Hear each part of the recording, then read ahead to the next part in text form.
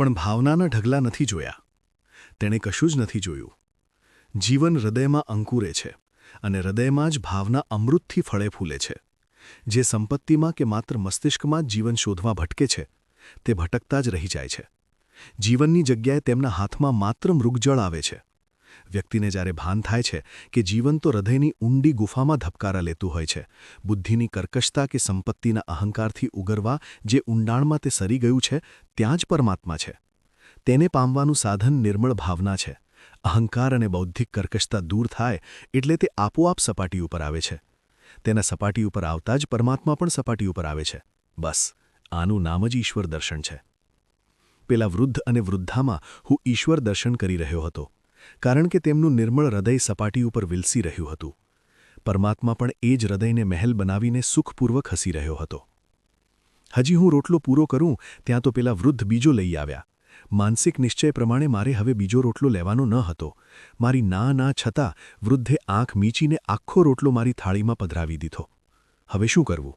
હવે તો માત્ર એક જ રોટલો આ બંને માટે રહી ગયો. બીજો રોટલો પણ હું જમી ગયો. 24 કલાકમાં એક જ વાર જમવાનું, જુવાન સશક્ત શરીર, આખો દિવસ ચાલવાનું એટલે ભૂખ તો લાગે જ ને.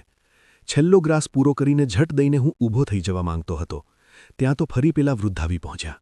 મેં થાળી આડા હાથ કરીને તેમને રોક્યા. વૃદ્ધે જે શબ્દો કહ્યા તે હૃદયમાં જડાઈ ગયા.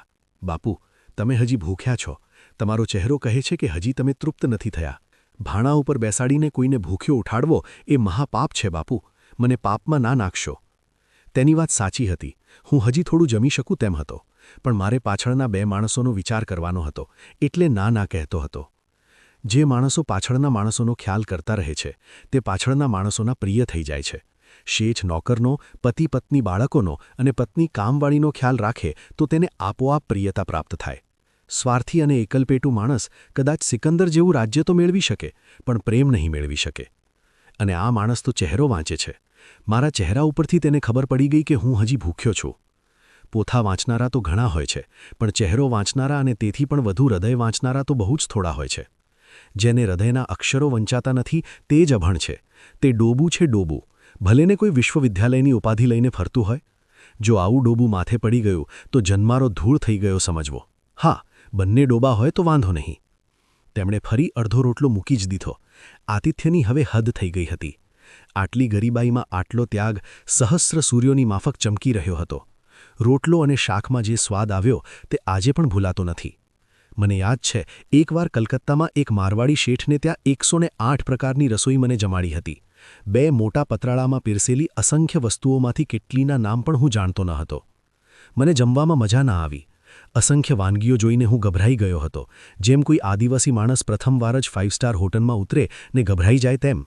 પણ આ શાક અને રોટલામાં એટલો આનંદ આવ્યો કે હજી સ્વાદ રહી ગયો છે. એટલા જ માટે ભગવાનને વિદુરની ભાજી, કર્માબાઈનો ખીચડો અને શબરીના બોરા ભાયા હશે. ભાવતા ભોજન અને ભાવના ભોજન, આ બેમાં આકાશ પાતાળ જેટલો ભેદ છે. અહીં તો ભાવતા અને ભાવના એમ બંને તત્વો ભોજનમાં ભળ્યા હતા. બસ આનું નામ તો અમૃત. હું જમ્યો તો ખરો, પણ મનમાં થયા કરતું હતું કે હવે માત્ર અડધો રોટલો બાકી રહી ગયો છે. આ વૃદ્ધ દંપતી શું ખાશે? દરિદ્રનો ત્યાગ દીપી ઉઠતો હોય છે. મારા અંતરમાં આ બંને પ્રત્યે ભાવની સરિતા વહી રહી હતી.